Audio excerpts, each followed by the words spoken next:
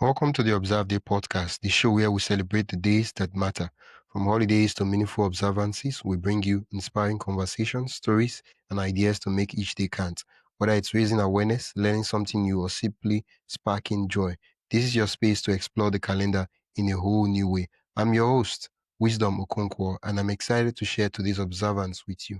Let's dive in. Dr. Shanea Clancy has spent her life at the intersection of pain, resilience, and transformation.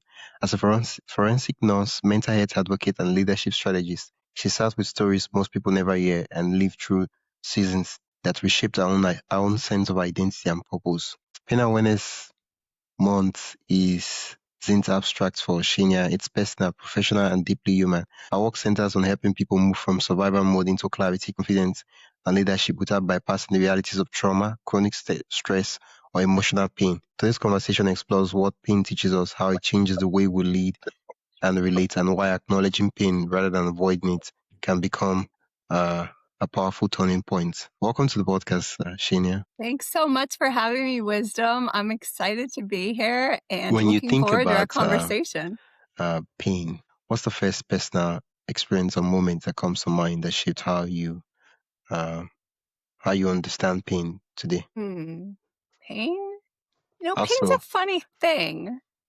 Pain is one of those things that happens and then our body forgets about how bad it really was, or our brain does. I would say one of the biggest moments of pain, I guess, was whenever I found out that my dad, who was raising me, was not my biological father. So, and I was pretty young when that happened, around like 9, 10. So, still in that developing stage of just trying to navigate life, right? And that would probably be one of the first moments where I was like, wait a minute, make it make sense. Pain. Pain shows up in many forms. It's physical, emotional, psychological, and by the time when we talk about pain, most people think of the physical pain, right? And they neglect the other forms of or ignore the other forms of pain that might be present in their life. I'm curious, how has it? Yeah, it's interesting that you say that because Yeah, physical pain is more common, if you will. For most people, that's what they jump to. But physical pain does not last or have that much of an impact as yeah. emotional and mental pain. That sticks with How you and has really shapes you. pain shown up most prominently in your own life? Painful in the sense of having to Okay. take some self-inventory whenever things for me personally haven't been going as I thought they initially would or should. And those moments of setbacks that really turned into launching points of success. But it first showed up as barriers and just really trying to figure out the why. And sometimes I had to sit in it, which was painful because I do not control the narrative, right? I'm a woman of faith, and my higher power, they're in charge. It's not me. Was there a moment when pain stopped being something to push through and instead it became something you had to listen to and understand? Yeah. I have personally found that pushing through the pain is like a sense of running from it, if you will, or just trying to sidestep it or ignore it. And when I have done that in the past, what I find is that it's going to come out one way or the other. Because pain, like, right, it's going to affect our mental health, our physical health, everything. But if I don't work through it, there's an outlet. And so that might be physical health if I don't process that. But yeah, there's been times where I've pushed through it and then I realize, oh, I'm getting headaches or my stomach's upset. And I realize like it's because of whether it be trauma or pain, just kind of holding that on can turn into a resentment. And when I harbor that, it just never ends well. So pushing through pain is one of those things I try to do a lot of inventory on myself with and checks and balances because I know how detrimental it can be to me as a being How and did people your in early general. experiences with trauma influence the way you now work with leaders and high-performing professionals? So I have both the personal experience and I have professional. And when I went through a lot of the traumas that I went through, and trauma to me Yeah. could be different from trauma to you. It's really just kind of how we view that in our space. Between that and seeing people where they are in their journeys and helping coach them and develop to where they want to be as opposed to where they are, that is really where the transformation takes place. Whenever that inventory is taken, whenever somebody that I'm coaching or working with, or even to a audience, because I do a lot of speaking. So even an audience, you can see that shift. And that is really where the help or the value that I add comes out to play for those folks. And I don't take like the credit for that. It's just the fact that I can listen and draw that out of people to really empower them to be their best selves. Oh, looking at pain and from your work uh, with people from your days as a forensic nurse to the work you do today, how's your relationship with pain changed over time? And has the kind of pain you deal with changed? That's a Thank loaded you. question. That's a great question. I mean, being a forensic nurse, for those who aren't familiar with what a forensic nurse is, I have been trained to really do a lot of work with I say survivors of trauma. Or maybe they've been physically, sexually, mentally assaulted. Maybe they have been in some kind of tragic situation and maybe there's a crime scene investigation aspect because I've been trained in, Yeah. blood splatter, ballistics, depending on different shows, right? There's always access to everything, but it's a lot of like SVU and like crime shows and seeing people in courtrooms. So as an expert witness, trying to be that even keel, if you will, to see both sides of a situation. How that has impacted pain and trauma for me really just has softened my heart because I try to be mindful and open that even at times where I think, this world is so cruel and it is and it can be, but there's something to learn through it and I just try to remain with a soft heart throughout it. What's a common misconception people have about pain that you wish they understood differently? Well, Before we dive deeper, I'd love to invite you to join the Observeday newsletter. Every week, I send you highlights of upcoming observances, creative ways to celebrate, and behind the scenes extras from the shows. It's the perfect way to stay inspired and never miss a meaningful moment. Sign up today at observeday.com/join. That is observeday.com/join. Now, let's get back to the conversation. that pain's temporary. That's a big misconception. You think about grief. Grief is one of those pains that there's no linear process to it. It's not like one day you're, feeling pain, one day you're missing somebody, the next day, like they're forgotten. Everybody that I've worked with, even personally, friends, family, pain, you can go forward. You feel like you're making progress, whatever that looks like to somebody. And then the next day, you're like in the moment that you're like, wow, this really, really sucks. And then the next day, you're like, okay, I got to get up in the morning and try to make today, get some things done. But I would say definitely grief. There's a huge misconception that people have a certain amount of time to get over that pain when really does it ever end? It might just Pain is temporary. That's a common a It common is. It common is, belief but it a lot of isn't. persons have. Yeah. Has that been the case with a lot of folks that you bring on? That's been the common thread that you have seen or that your I can't really listeners have say seen? because we've not really had that conversation, so it's hard to tell. Yeah. From your Yeah.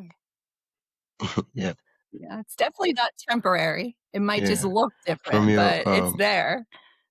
from your clinical and leadership background, Why do you think pain is often minimized or misunderstood in professional environments, in the workplace? Nobody talks about it. Oh, nobody wants to talk about it because people don't want to feel vulnerable. Being vulnerable is a very interesting position to be in. And some people think that what they say and how they're feeling might be misconstrued or that it makes them weak. And that's absolutely not the case. I mean, grief or pain, people should come alongside. Like, I really enjoy getting in the trenches, as backwards as it might seem. I really, really enjoy getting in the trenches of somebody that's really going through a rough time.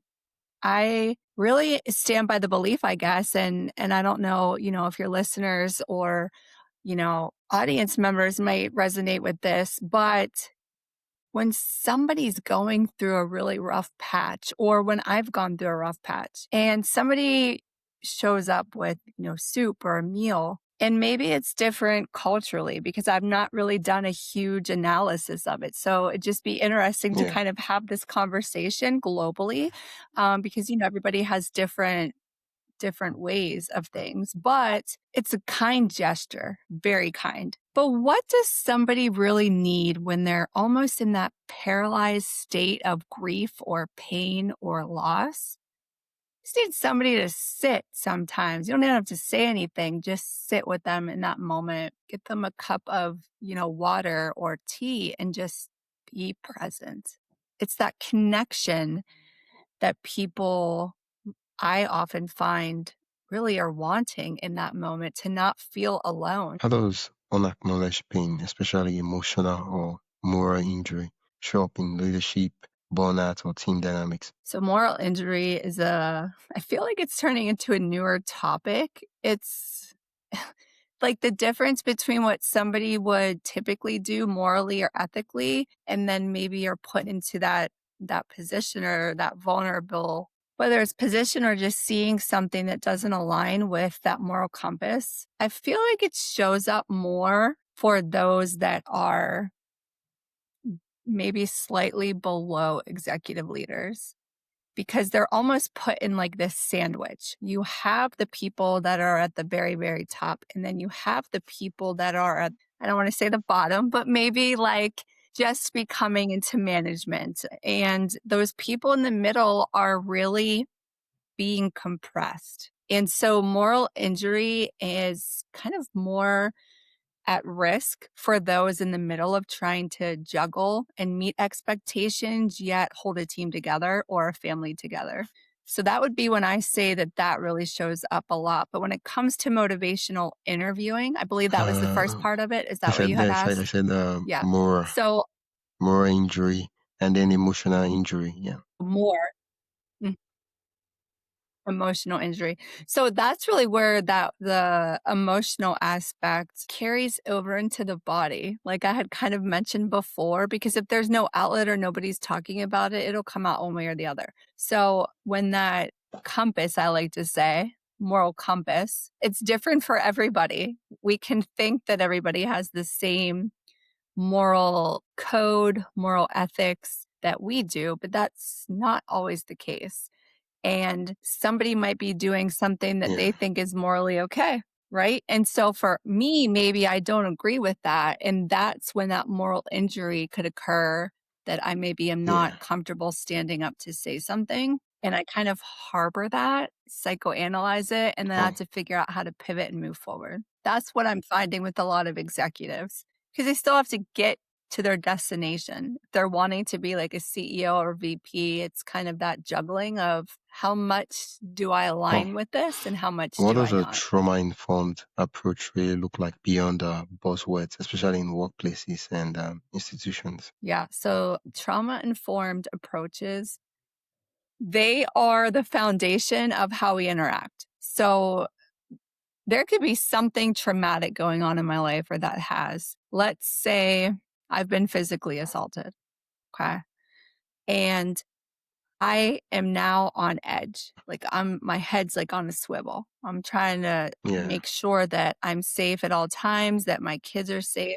And so that's a traumatic experience. So if somebody comes to me or like says something and they want me to do something that doesn't align with my moral compass, then it puts me in that position of vulnerability and can cause like flashbacks or nightmares or just that feeling of like, I don't feel comfortable with this. But on the flip side, it really can weigh heavy whenever somebody isn't just asked for permission in everyday life. I tell my kids this all the time. So this goes for any level of life. I tell them, I'll ask nicely, would you mind picking up your dirty clothes? That's giving them an option, right? They're either going to say, yes, ma'am, yes, mom, or they're going to be like, no, I don't want to do that. They're probably better off if they pick the first, but that's not always the case. It's just giving people that autonomy, asking Yeah. instead of just Well, assuming. how do you help turn? How do you help people turn pain into insight without turning it into their entire identity? Yes. So pain can either drive you forward or pain can paralyze. And I don't have the answer for what that looks like for people. And it has to be about just meeting somebody where they're at and helping them get to where they want to go by listening, by using reflective, active listening, reflections. There's a lot of different, I call it motivational interviewing aspects, which is actually an evidence based practice. And so we all have that answer inside of us. It's just about, do we feel empowered to do it? Do we feel empowered to move forward? Or are we still stuck in that paralyzed state of Yeah. not knowing what to do? From your experience and observation, right? Working with leaders, what feels missing in how we talk about pain publicly, especially the chronic or invisible pain no one gets to see? Yeah, Repeat what that for feels me because I missing missed the from your first experience and part. observation working with leaders and with companies, executives, in how we talk about pain publicly, especially the chronic or invisible pain that nobody sees? Definitely. Chronic pain is no joke. And neither is like the internal the pain in general is no, joke. It's just awful. People can be debilitating. I think maybe what might be missing is a lack of compassion or people that are in charge of Yeah. organizations putting profit over people and companies run by people. You can't run something without the people. And so it's about helping the person be well, even if that's offering just intermittent wellness kind of coaching or wellness opportunities or trainings so that your people are as healthy as they can be to Well, perform, which then comes what profit. Oftentimes, people can be used as, like, chess pieces, right? It's like you move here, move here. Like, the game of life is really it shouldn't be about the game of chess yeah. when it comes to Oh, people what's and what's a small profit.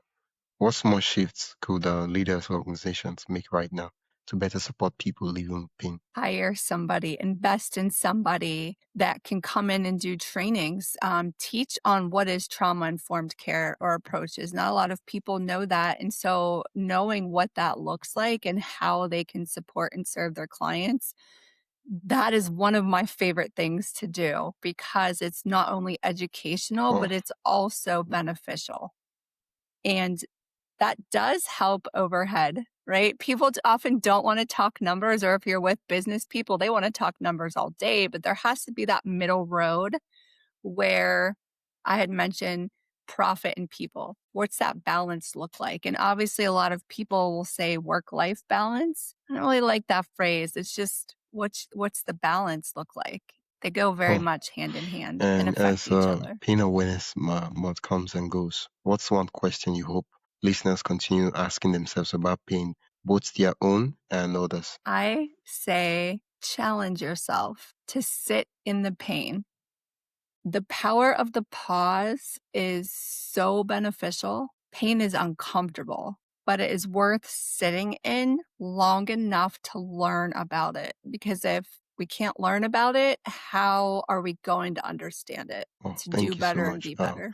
Where can listeners learn more about the work you do and also connect with you? My website, or all my socials. So if I'm sure you might put them in the episode notes or what have you, but my website, ShaneaClancy.com, Yeah, and I'll just put a all of my link in the socials at description Shanea so Clancy. the listeners can just click and go direct to the site. Once again, thank you so Thank much you. for uh, chatting about pain and just helping me understand some of the misconceptions people have about pain. Absolutely. And thank you, Wisdom, for bringing me on, inviting me. This has been a pleasure. That's it for today's episode of the Observeday podcast.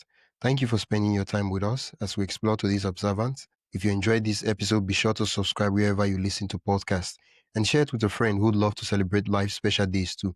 Don't forget to join the newsletter at observeday.com/join for more observance stories, tips, and updates. Until next time, keep finding meaning in every day.